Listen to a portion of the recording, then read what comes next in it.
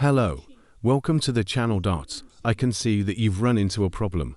Your Samsung S23 is locked on the Google account verification screen. You are looking for a way to bypass this lock, and you would like to do it without using a computer. I want to let you know that I recently found myself in a very similar situation. It took me some time and effort to find a solution, but eventually I managed to bypass the FRP lock. Now I'd like to share my method with you. If you have any questions, feel free to leave them in the comments.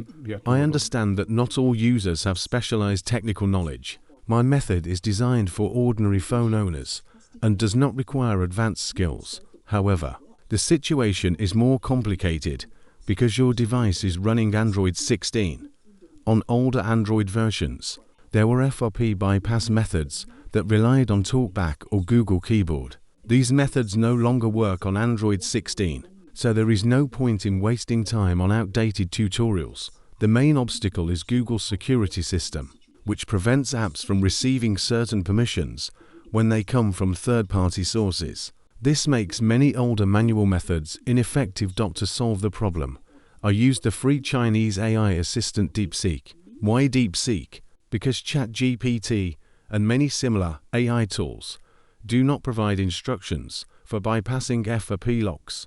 I asked DeepSeek, how can I bypass FRP on a Samsung model? It suggested several possible approaches. I selected one of them and requested a step-by-step guide. DeepSeek provided the instructions, and I followed them.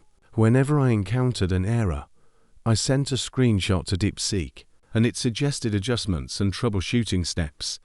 I do not create video tutorials for this method because it may stop working within a month. Samsung regularly patches vulnerabilities and closes loopholes. DeepSeek, however, can provide updated methods whenever new ones become available.